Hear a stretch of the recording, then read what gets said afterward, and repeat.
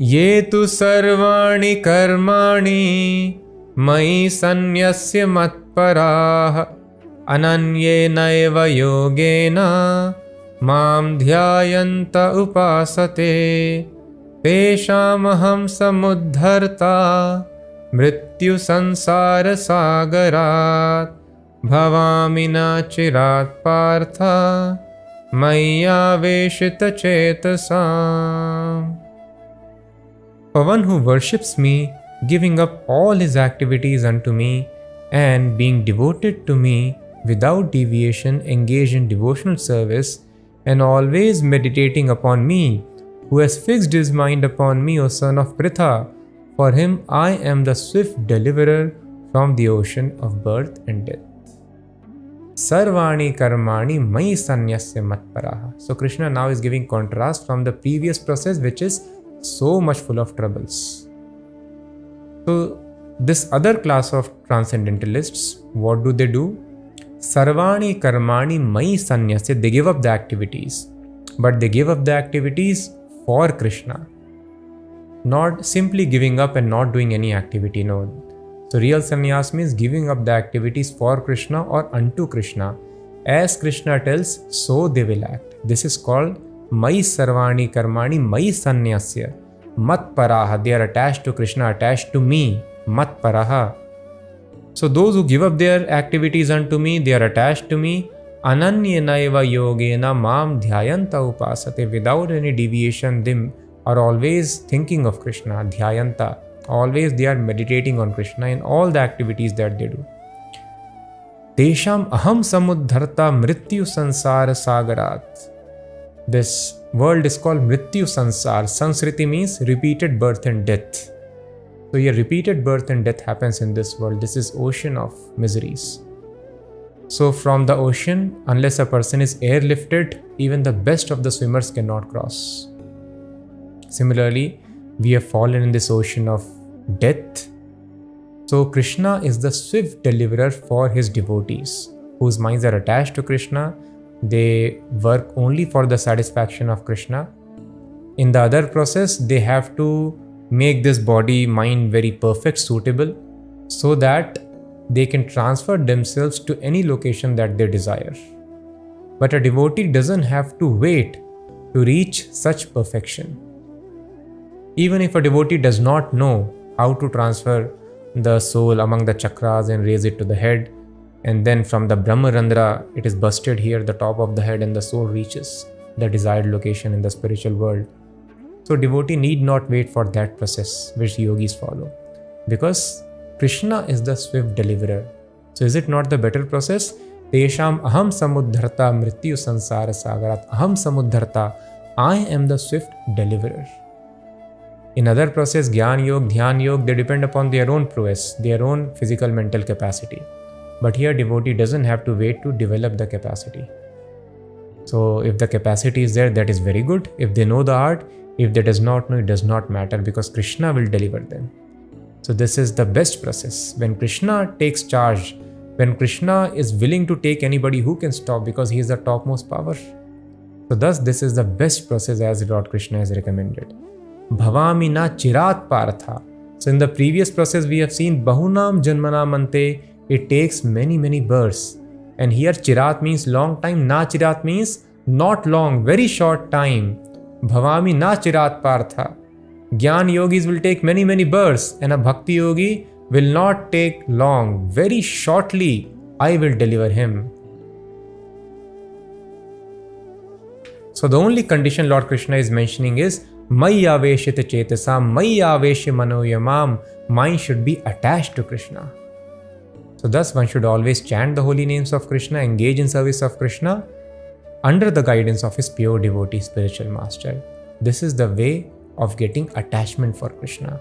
Attachment for Krishna is a property of lovers of Krishna, his pure devotees. When they are pleased with anybody, they can immediately bestow this attachment upon such sincere disciples. So serving the lotus feet of such a spiritual master who is attached to Krishna is the secret for getting one's mind attached to Krishna. Otherwise, artificially, one can read the books, one can do anything, one can chant the names also. Such attachment will not develop. So it so happened that the great king, as I briefly mentioned before about Maharaj Bharat, who was ruler of the entire planet, and then he had to become deer. And from deer, when he took next birth, he understood my mistake was attachment to one deer cub, and thus, even though I was spiritually very advanced, I had to take birth as an animal.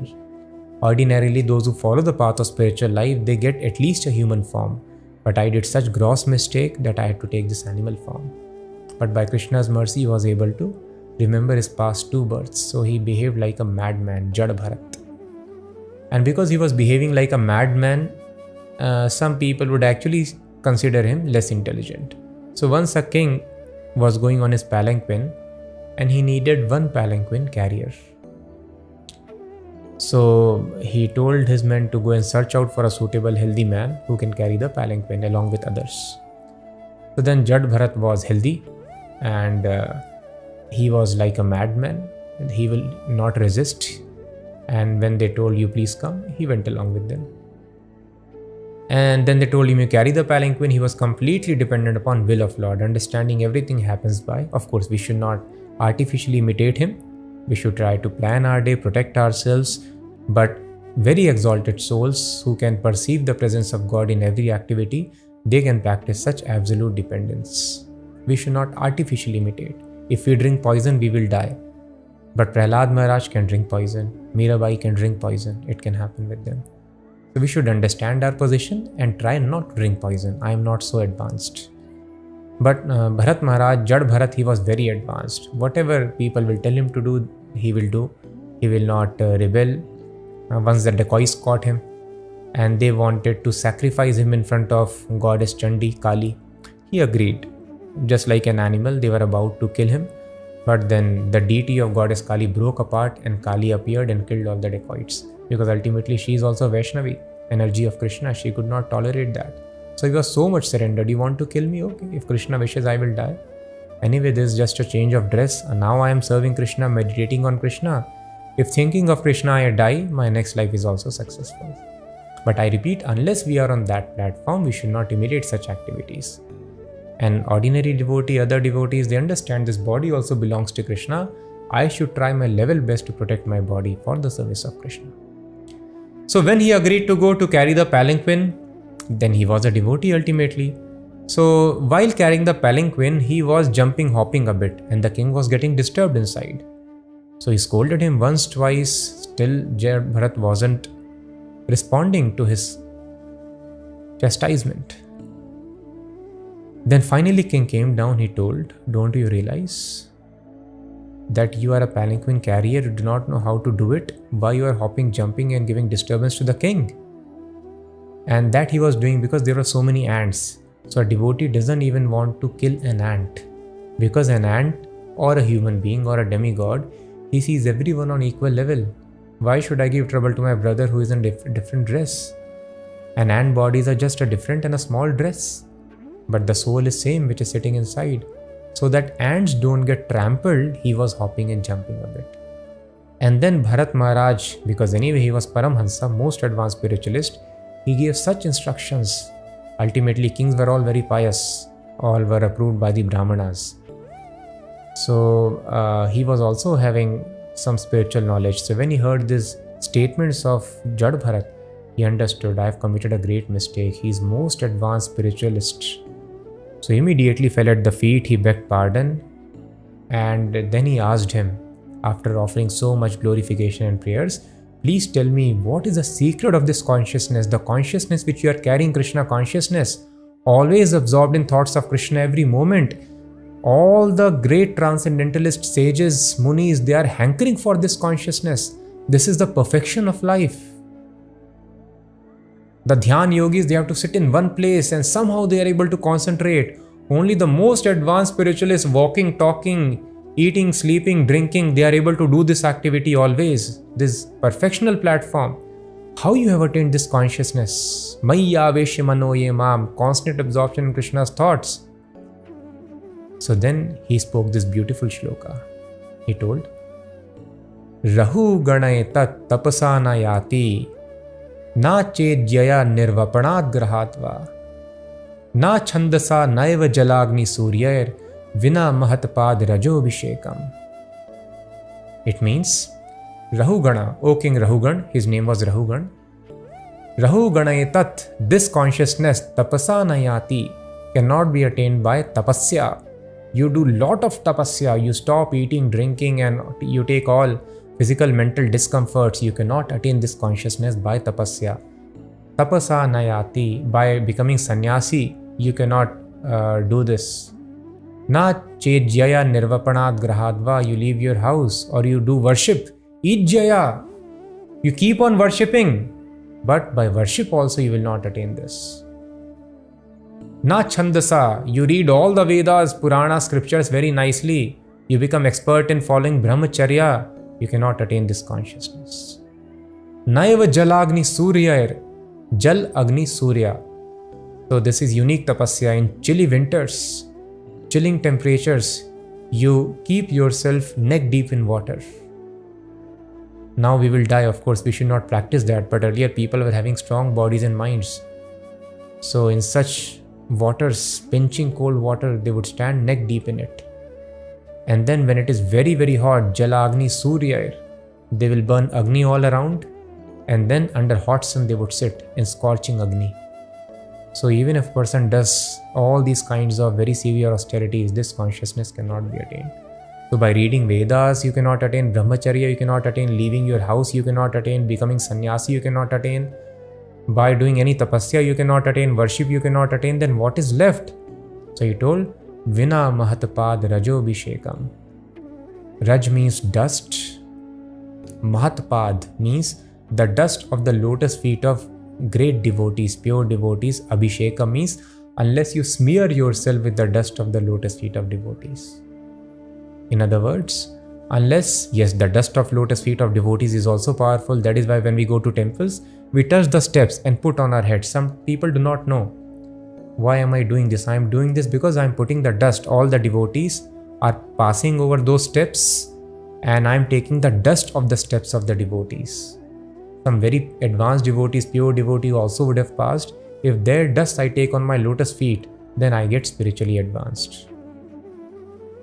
And it also means following the rules and regulations very, very strictly, completely surrendering oneself. One can smear oneself with somebody's dust. It means one is completely surrendered, sold out to that person. So Vina Mahatpad Rajobhishekam, unless somebody is completely surrendered, he or she is very strictly following the rules and regulations of Mahatpad, of the lotus feet of great devotees, pure devotees. This consciousness cannot be attained. Same thing Prahlad Maharaj is telling. Prahlad Maharaj's status also was like this, so exalted.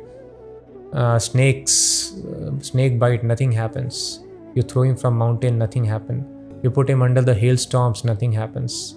You attack him with deadly weapons, nothing happens.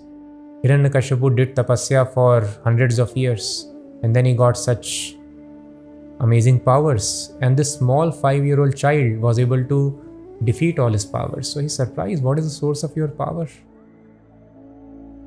So thus Prahlad Maharaj also tells the same shloka, that this consciousness cannot be attained. Matir na Krishne parato sato va Krishnamati. He uses this word, Matir na Krishne. This Krishnamati cannot be attained by people who are very much attached to this material life. Nishkinchana nam na vranita yavat mahiyasam pad rajo abhishekam. Same words he uses. Pad rajo abhishekam mahiyasam. You have to take the dust of the lotus feet of great devotees. So Prahlad Maharaj was fortunate to come in association with Narad Muni, the incarnation of Bhakti Shakti of Krishna, the spiritual master of entire universe. So unless somebody comes in contact with such pure devotees and surrenders unto them, follows the rules and regulations, one study of the Vedas, one can read Bhagavad Gita very nicely, one can worship Lord in the temple very nicely, but it will not be effective unless these things are done under the guidance of pure devotee, unless one surrenders to a pure devotee. That is why Lord Krishna also told in the very beginning to Arjuna, getting this spiritual knowledge is the result of all the rituals that you follow.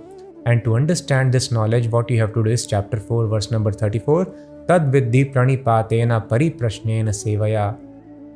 Tattvadarshina. You have to surrender to Tattvadarshi, render service unto him, surrender unto him, and ask questions. So approaching Tattvadarshis, pure devotees, Mahatpad Rajobhishekam is the common factor everywhere and the only factor. Then everything becomes effective. Then our study of Vedas, our tapasya, our worship, everything becomes, our chanting, it becomes fruitful. So ultimately a person has to reach this platform. And this Lord Krishna also will explain in the 13th chapter. Acharya Upasanam, worshipping the Acharya, pure devotee, yo mad bhakta same priyaha, such devotee who is very dear to me, worshipping him. This is very important element of knowledge. So this condition should be met always. Mai aveshi mano yamam. Mind should be completely absorbed in Krishna. And Krishna tells, Tesham aham samuddharta. To those who are always thinking of me in all the activities, they are activities dedicated just to me, I will deliver them very soon from this ocean of birth and death. Now Lord Krishna starts describing the yoga ladder, the topmost platform of yoga. Then after that, if you cannot do that, you cannot even do that, what is the next level, fourth rung, like this? Very clearly Lord Krishna will be mentioning. So all our doubts, which path is better, which is best, which is subordinate, it will be very, very clear now. So please hear carefully.